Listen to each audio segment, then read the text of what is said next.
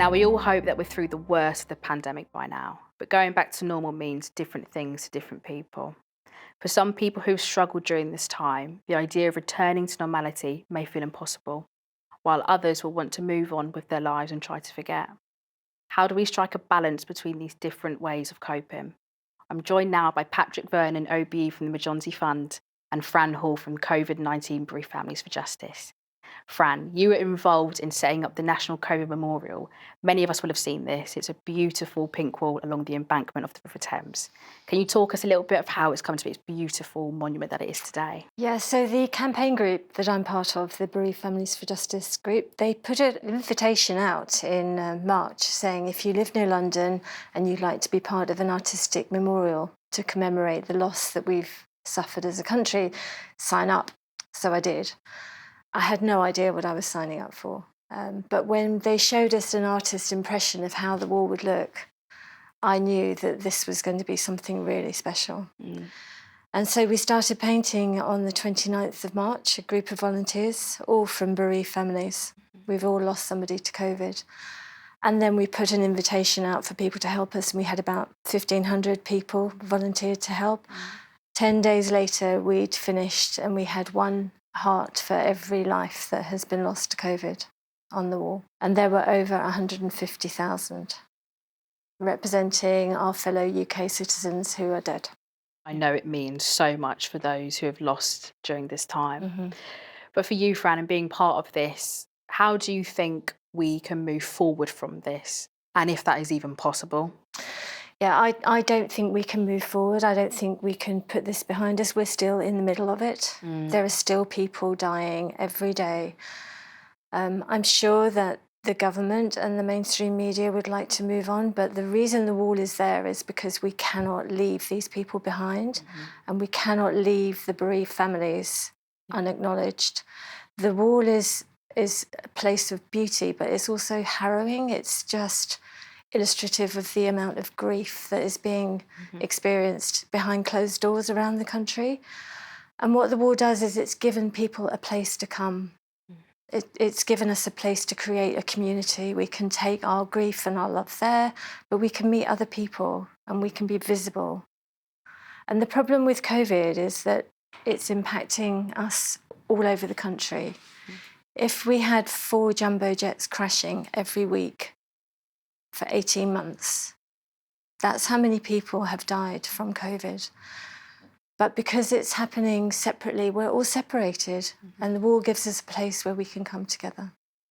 And Patrick, do you feel that we need to keep talking about the impact of the pandemic on our lives? Well, you just said 4 jumbo jets, that's very graphic, and the answer is definitely yes, because I think the pandemic has, for the first time, created a national conversation about grief in the context of COVID, but also we have to recognise that a lot of people died during the pandemic who weren't COVID-related deaths. So that's kind of merged with the whole aspect of bereavement and grief. So I think it's quite powerful. I think it's really, really important that as a society, as a country, 4 nations, that we talk about grief and the impact on grief. And it changed the world. I mean, the concept of the new normal, what is a new normal? If we can't recognise all those loved ones, and we can't build into a better vision, a better society, then we'd have missed something fundamental. We wouldn't have learnt lessons at all. I think COVID has really lifted the lid off on bereavement support in the UK. Yeah. And so for you, Fran, do you think there was enough support, the right kind of support during this last 18 months? I was offered nothing. I was sent a piece of paper by the hospital where my longtime partner died. And it had the telephone number for Samaritans and Crews. But beyond that, I've been offered nothing.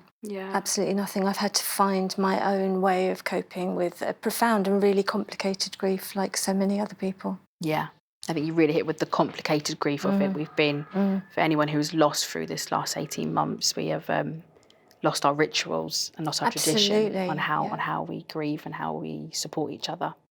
And then for Patrick, how can we support each other through the lasting impact of the pandemic throughout our communities? I think it's happened already. I think without people just doing stuff like your network, which I'm part of because I've lost a loved one as well.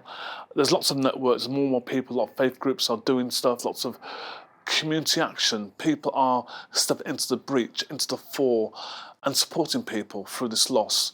So one of the things I've done is launch the Emergency Fund, because what's happened, and what's quite clear and apparent now, there's been a disproportionate impact on COVID on black and minoritized communities. And not just black and minoritized communities, but people in care homes, people with learning disabilities. And I think it's important that those hidden voices are not forgotten about. So I'm just doing my little bit in terms of recognise that particularly black and Asian minority ethnic families who've been disproportionate by COVID. Because remember, the first immediate deaths were people working in frontline services, the NHS, transport and retail. And it's about recognising those loss of those loved ones, and just like the power of that wall, individuals, families, communities want to say goodbye in their own way. COVID's taken away our way of saying goodbye to our loved ones. It's robbed us of how we go through that process of dealing with loss and grief through rituals, through culture, through religion. We've not been able to do that because of social distancing policies. In a post-pandemic, we have to deal with that grief in different ways. Absolutely. Well, Patrick and Fran, thank you so much. Thank you.